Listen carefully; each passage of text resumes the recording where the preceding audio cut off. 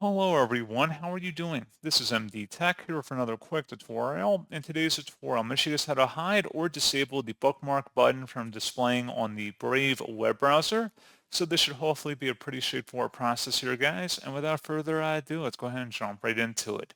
So all you have to do is open up the Brave web browser and select the menu icon up at the top right, and then go down and select the settings gear button near the bottom of this menu. On the left side, you want to select the Appearance button, and then on the right side underneath Toolbar, there should be something that says Show Bookmarks button. Click inside that oval to toggle it off, and the Bookmarks button should not be visible any longer.